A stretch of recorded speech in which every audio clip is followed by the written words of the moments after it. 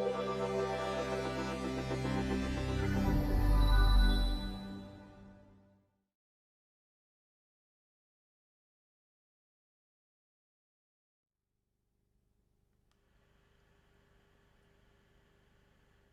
topic on which I have been asked to speak, Why Democracy Matters, is not only thought-provoking but provocative, because it implies other questions. Does democracy matter? Does it still matter? Did it ever matter? To all those questions, I could give a resounding yes. Burma is one of those countries that lost democracy and are trying to find it again. I was fortunate to be part of a generation that grew up in a democratic society. When Burma became independent in 1948, we became independent as a parliamentary democracy. As a child, I took for granted freedom of expression, freedom of association, freedom of the press. These, for us, were common fare. And in those days, in spite of the fact that we had been plagued by armed insurgencies almost from the time of independence, we were one of the most progressive and vibrant nations in our region. We had a health system with which our people were satisfied, although of course always looking for something better, which is as it should be. We also had an education system which was sound and respected, not just in our region, but all over the world. And this, as I said, in spite of the many insurgencies with which we had to cope. We were able to achieve this because the government of our country was rooted in the elements of good governance, accountability and transparency, which are rooted in democracy. So I could say that democracy matters. It matters for progress. It matters for development. It matters particularly in a country like ours, made up of many ethnic nationalities. Unity out of diversity is possible only in an environment where peaceful, non-violent political means can be used to achieve the kind of society where we can coexist in spite of our differences, where people are confident that they will be given a fair hearing, where they believe that the basic foundation of justice and freedom would ensure their rights as citizens of one country, whatever their race, religion, or political ideologies might be. I mentioned justice and freedom specifically because a couple of weeks ago I met some school children. They were about 8, 9, 10, that age group. I asked them what they understood by democracy. One little boy said freedom, and then a little girl said justice. I thought that was not bad, considering the fact that they had been born into a military dictatorship and had never really experienced a full-fledged democracy in which they could be confident of their rights. But why justice and freedom? Why do people care so much about access to justice, access to freedom? Because it is only if we can be assured of justice and freedom that we can be confident that our voices will be heard. And hearing the voice of the people, listening to the voice of the people, taking into account the aspirations of the people are essential elements of democracy. So democracy matters. It matters for peace. It matters for peace in a multi-ethnic society. It matters for peace in a world where there are great diversities. In our country, we have been fighting for human rights and democracy when the people rose up against the dictatorial socialist Burma Socialist Party program government. It's a very long name, and but it was nothing like as effective an administration as its title. In the days of the perhaps it was Burma Socialist Party program rather than Burmese, but in any case, in those days, we did not understand what human rights meant. We'd lost track even of what democracy meant. Generations grew up with no knowledge of a working democracy. Because we were totally ignorant of what democracy meant in practical terms, when the 1988 uprising broke out, there were those who questioned whether the people knew what it was they wanted. It is quite normal for authoritarian regimes to say that the people are not ready for democracy, that people in general, meaning to say the ordinary people, those who are not in government, would not know what to do with regard to the needs of the nation. This was an insult that was imposed on our people as well. The military dictatorship always claimed that our people were not yet ready to take matters into their own hands, that they were not experienced enough, they were not mature enough, they were not good enough to carve out their own future. This is something we have had to fight against for the last nearly 3 decades. We have to prove not only that democracy matters, but democracy matters because our people matter. Democracy recognizes the worth of each individual as well as the worth of the individuals as a group, as a whole, making up a nation. The voice of the people is what matters in democracy.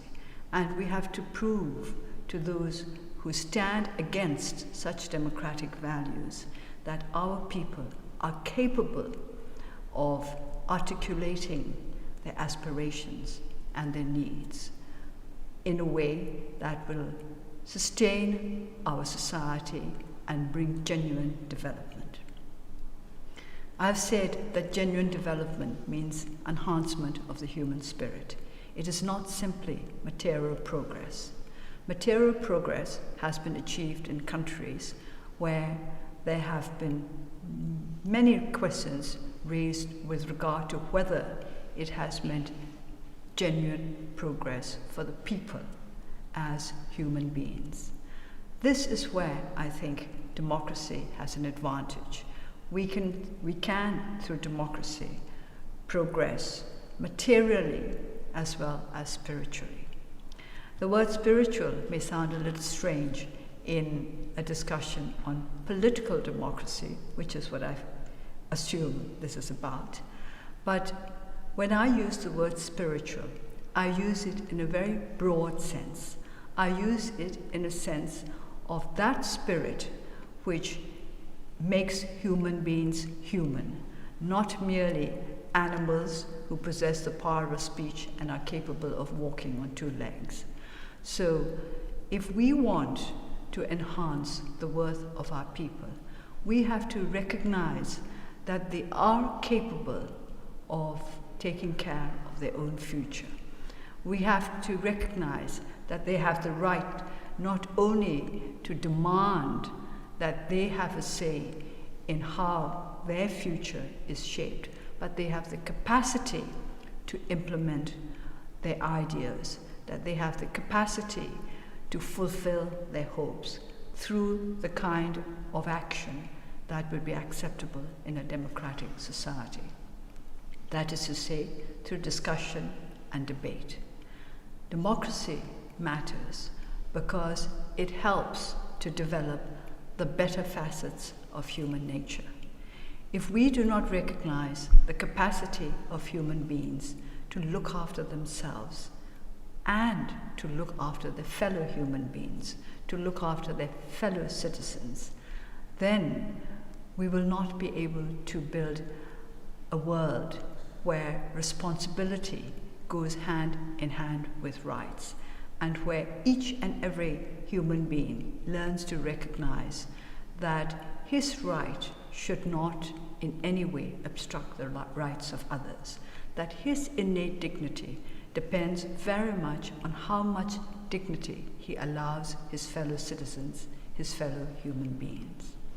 So democracy matters for the sake of human dignity. In my country, democracy matters more than ever today because we are just starting out on the road to democratization.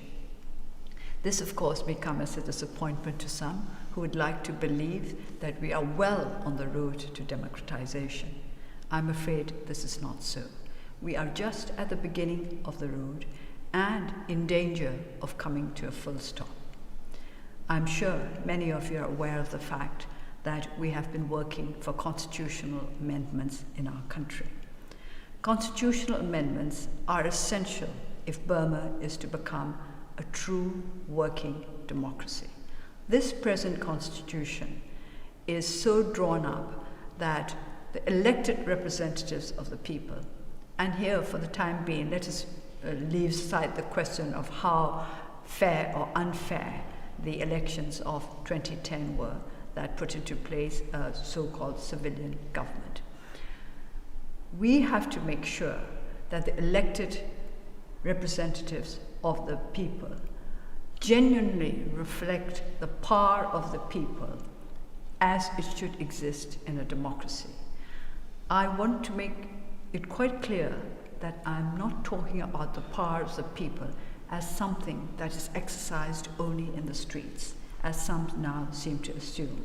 The power of the people must be made felt through all the institutions of the country, through the executive, through the legislature, through the judiciary. The judiciary is most important. My party has repeatedly emphasized rule of law because of the very fact that our judiciary is far from independent. It is a mere tool of the executive.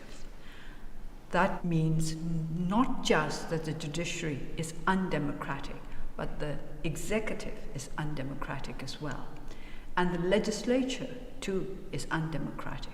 Not because we have not been trying, not because we have not been working hard as a very young legislature to live up to the standards and values of democracy, but because the legislature is made up of 75% elected members and 25% nominated non-elected members. And these 25% have the right to decide whether or not our constitution can be amended. This is contrary to all norms of democracy, that an unelected group should be able to decide what our elected representatives are not allowed to decide is totally unacceptable. Because we suffer from a lack of true democratic practices, we know better than those who take democracy for granted that democracy truly matters. Democracy matters for progress, democracy matters for peace, democracy matters for human dignity, democracy matters for us in Burma, where we are trying to once again make our society a democratic one, where each voice counts and where our people are a united and peaceful nation made up of different races, different religions, different political beliefs, and different personal beliefs. We want democracy because it matters to us, and we would like to believe that it also matters to you that we should be able to achieve democracy. So while talking about why democracy matters for the whole world, I would also like to draw your attention to the fact that this is a time when democracy matters, particularly in our country and other countries like Burma, which are struggling to assert their democratic identity. Thank you.